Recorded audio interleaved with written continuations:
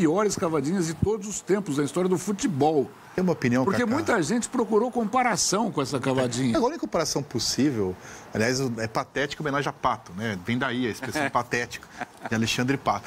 É diferente porque era um mata-mata, classificatório, esse é um jogo de campeonato que o Corinthians luta por nada, luta para ser péssimo primeiro ou péssimo segundo, né?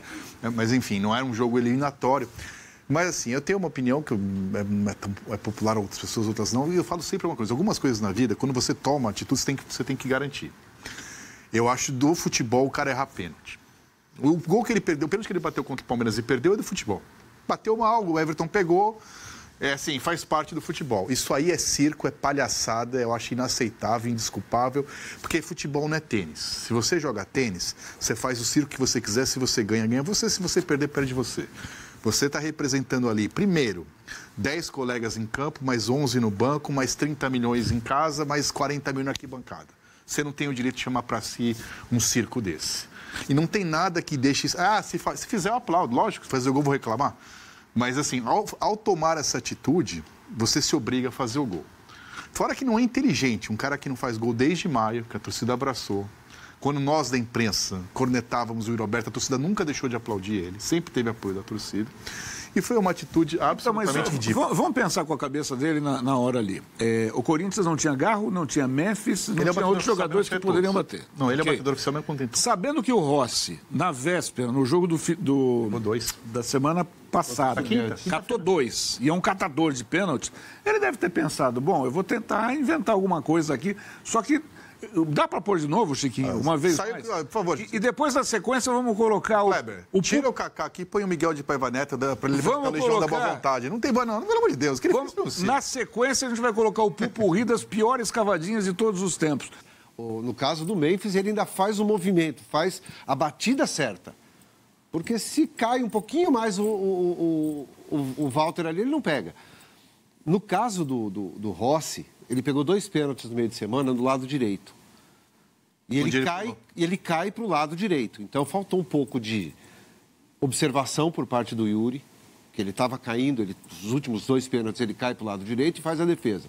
Eu trabalhei com o Yuri, eu via o Yuri treinar pênalti todo dia. Ele bate muito bem. Então, realmente, é meio que inexplicável esse tipo de cobrança que ele fez, depois de tanto tempo sem marcar. Desde maio. Sabe, assim, então é difícil. E quem conhece o Yuri, eu falo por mim, conheço de conviver, de trabalhar com ele, o cara sempre bateu muito bem. Ele é o batedor oficial. Ato... O Maicon. O Maicon poderia ter batido, que é outro cara que bate bem. Eu quero ver a opinião do Léo. O Kleber, acho que você lembra, na Copa de 2010, na África do Sul, eu estava com o Piperno e o Kleber na coordenação lá. A gente transmitiu Uruguai e Gana. Aí no último minuto do jogo, não sei o que, o Luizito Soares faz um pênalti de propósito, é expulso, né, para salvar o Uruguai, senão aquela bola entraria. Esse jogo na sala de imprensa. O cara cobra, a bola bate no travessão e sai. Vamos para os pênaltis. Tian, né? Gian. Aí na hora dos pênaltis, o Louco Abreu dá uma cavadinha. Por isso que era Louco Abreu, né? Faz, mas se perde, entra no time do Yuri Alberto. Ele não entra no Uruguai mais. Para mim é um ato irresponsável, tá? É um ato irresponsável. Além das 3 grandes chances que o Yuri Alberto perdeu, pelo menos no jogo, tá? Porque no primeiro tempo, 4. E foi fominha ainda no lance do Pelo menos 3 grandes chances ao longo do jogo todo. O fato do Corinthians ter perdido está muito na conta do Yuri Alberto. O Corinthians fez um ótimo primeiro tempo. Melhor do ano, na minha opinião. O plano do Dorival era muito claro, o plano de jogo foi muito bem traçado pelo técnico do Corinthians. Só que, como a gente sempre diz aqui, o treinador não tem marionetes ali, que ele controla até o arremate. No jogo de ontem, na minha opinião, ele foi muito melhor que o Felipe Luiz. Não quero dizer que ele é melhor treinador que o Felipe Luiz. No jogo de ontem, o Corinthians não tinha os seus 3 melhores jogadores tecnicamente. Eu incluo o Carrilho nessa lista, os 4. Tá? O Carrilho vai ficar muito tempo fora. Quer dizer, se não fosse aí você ganha você ganha intensidade. Quando você não tem Garro, Memphis jogando e Carrilho, você perde muitas coisas, mas você ganha a intensidade que você não tem. E o Flamengo fez um meio de campo com Saúl e De La Cruz que não marca ninguém. Depois a gente vai analisar o jogo, Vitão. Mas sobre o Yuri Alberto... Tem uma carta de desculpa. Você aceita desculpa? Eu Ou você é que nem o Abel Ferreira que guarda mágoas no coração? Eu não perdoo o compatriota do Cachito Ramírez depois da palhaçada que ele falou. Vou perdoar uma declaração. Não sei, o Abel disse que guarda mágoas no coração. Eu não guardo mágoas, mas eu acho que ele foi egocêntrico. O Yuri Alberto, através da assessoria dele, escreveu um comunicado que diz o seguinte: peço desculpas pela cobrança de pênalti, foi um erro meu. Felizmente pude marcar depois e tirar esse peso do jejum, que já me incomodava bastante. Sei das críticas que irei receber com razão. Estou feliz por estar em campo, por ter essa chance. Agradeço de coração o apoio da Fiel em todos os momentos, mesmo quando eu errei, gritavam meu nome. A emoção por esse apoio incondicional. Por esse apoio incondicional. Agora é pensar no próximo jogo e buscar a recuperação junto com o grupo. Sobre esse comunicado, o Ivan, que trabalhou na assessoria, do outro lado do balcão também, eu queria parabenizar, não sei quem fez, porque foi muito bem escrito. Não é mentiroso que ele voltou para o segundo tempo aplaudido. Sim. Eu não estava no estádio, né? Hoje pode ser... Hoje pode ser inteligência artificial. Não, mas isso foi bem escrito, foi bem construído. Sim. Porque às vezes, desculpa ficar melhor ficar quieto. Foi bem escrito e tal. Só que eu só queria acrescentar uma coisa que eu disse, Léo, o que o Léo falou, assina embaixo, ele falou que foi irresponsável.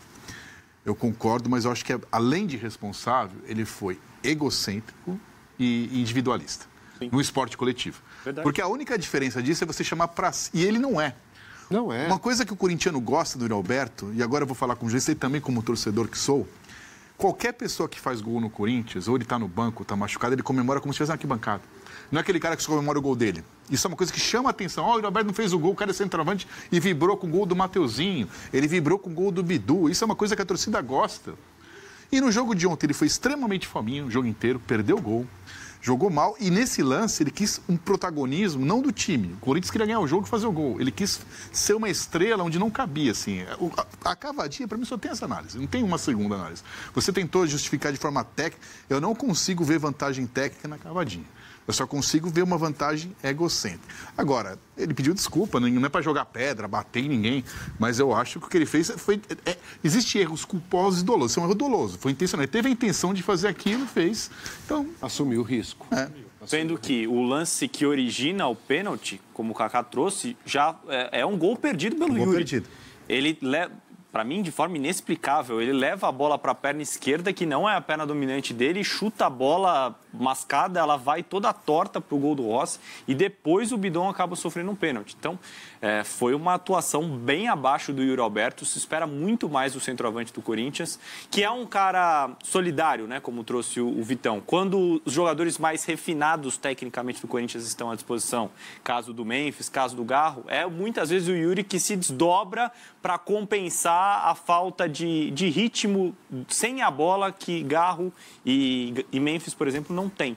Mas ontem ele fez um jogo muito abaixo e está muito na conta do Yuri Alberto o fato do Corinthians não ter somado 3 pontos em Itaquera. Nós temos uma tela do SofaScore que mostra exatamente a geografia das cobranças de pênalti no Corinthians.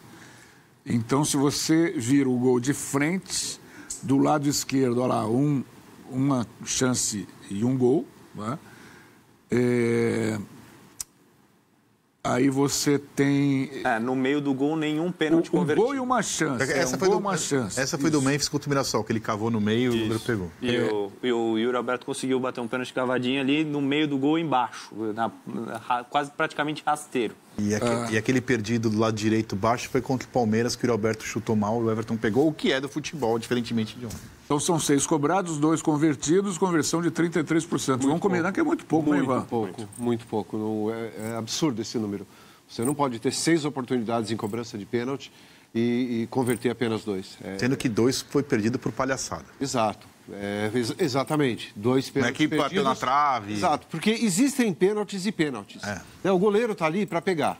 Fato. O goleiro não está ali pura e simplesmente por para fazer número. Não. Rafael Veiga na final do Paulista. Eu dei esse exemplo ontem lá no meu canal. Falei, o Rafael Veiga, quando bateu, o Hugo Souza pegou, o Rafael Veiga, ele bateu no gol. A intenção dele foi bater chapado no canto. Felicidade do Hugo que foi buscar. Mas você não pode, por mais que a torcida do Palmeiras pegou no pé e tal, condenar ou crucificar o Rafael Veiga naquele lance. O goleiro está ali para pegar. Por isso que eu digo, há formas e formas de se bater um pênalti. Eu acho que a forma como o Yuri bateu ontem não era momento, não era jogo para aquilo. Você está ganhando de 3, 4-0, você quer fazer uma graça, até vai, é futebol, a gente também não pode ser chato.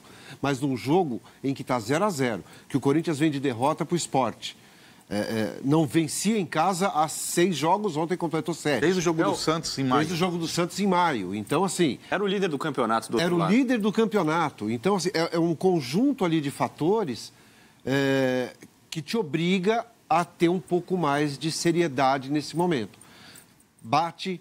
Se o Rossi pegasse, era uma outra questão. Fechou o olho, deu no meio, bateu no travessão, bateu no pé da trave, faz parte do futebol. Mas eu acho que ele erra na tomada de decisão. Você só bate um tipo de pênalti dessa forma se você tiver muita certeza que você vai fazer. Mas muita confiança. Era o líder do campeonato, um time que nitidamente é melhor do que você. O Corinthians do Flamengo hoje o time do Flamengo é muito melhor que o do Corinthians. No momento que você está melhor, que você tem a chance de abrir e mudar o cenário. Sim. Você não aproveita para o palhaçada. Deixa eu explorar o Ivan aqui com um detalhe.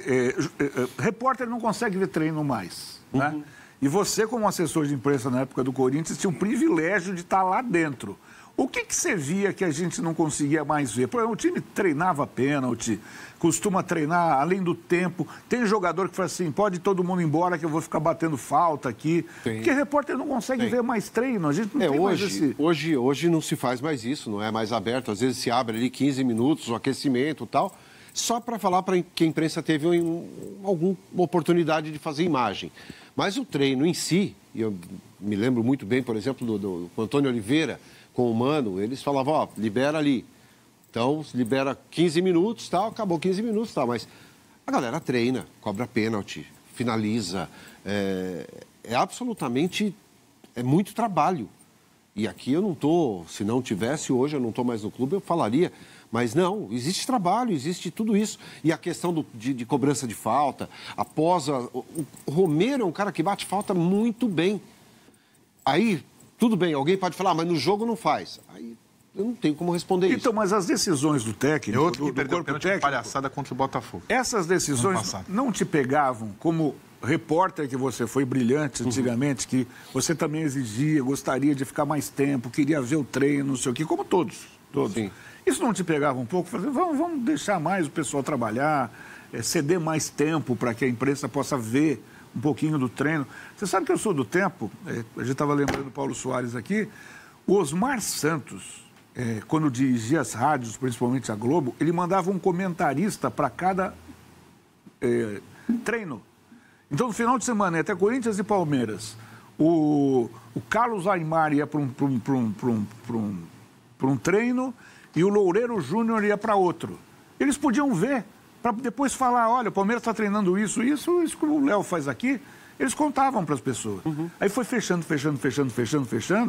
e não se faz mais isso. Isso veio muito pós-pandemia também, né? Pegaram esse gancho da época da pandemia, que aí você já não podia mais ter acesso ao clube, e acabaram adotando isso de forma mais regular. Agora, talvez hoje, pelo número...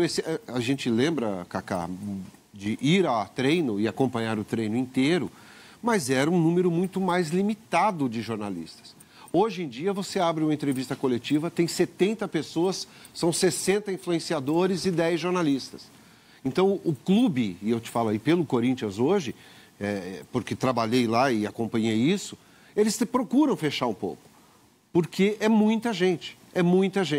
Então, assim, isso acaba prejudicando veículos de comunicação, tal, mas se eles não limitarem também, o treinador não trabalha. Eu fico louco quando o técnico na coletiva fala assim, porque vocês não veem o que acontece aqui dentro. Claro que a gente não vê, vocês não deixam a gente entrar, como é que pode? Esse argumento eu nunca aceitei. Primeiro, eu sou de uma época que a gente assistia treino. Aliás, era até bizarro. Assistia treino dentro de campo, entrava cada um, fazia o seu, até fumava no... Outros tempos.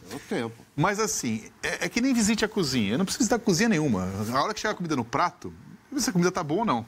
Que nem teatro, você não vê ensaio. Você vê o jogo. O treino existe para funcionar no jogo. Se todo jogo o time sai jogando mal, é porque o treino não surtiu efeito.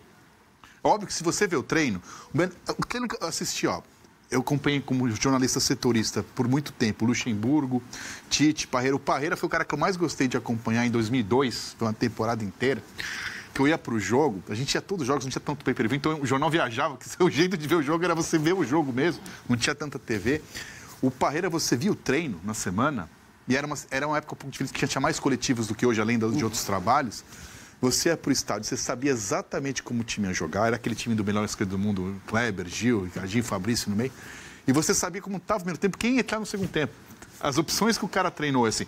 E o treinador que eu via, você pode gostar ou não do trabalho dele e tal, mas que o treino dele espelhava exatamente o time como ia jogar. Podia jogar um dia melhor ou pior, mas você via que o treino era o time em campo, era o Parreira. Mas, Vitor, era impressionante. Você via o treino, você sabia, assim, primeiro bola parada. Bom, tá treinando o primeiro pau, segundo pau, você conseguia assistir essas coisas também, mas o treino mesmo, o trabalho tático em campo, você via o trabalho no estádio. Trazendo para o jogo de ontem, Ranieri fez um terceiro zagueiro pelo lado esquerdo, volante. Se você observa os treinos durante a semana e, eventualmente, o Ranieri não funciona bem naquela função, você pode apontar, o cara treinou isso aqui. Não deu certo, mas ele treinou durante toda a semana com o Ranieri. Não foi algo para o dia, que ele colocou no campo sem que os jogadores estivessem desavisados. Não, ele trabalhou durante toda a semana com o Ranieri como terceiro zagueiro. Então, eu acho imprescindível que a gente tivesse um pouquinho mais de espaço para ir conversar com esses profissionais, para entender como é que funciona, para notar a evolução da equipe. Se você assistir o treino a semana toda, você vai notar a evolução da equipe com o tempo. Mesmo que isso acabe não sendo refletido no jogo, lá na frente você vai entender que esse processo está sendo bem feito.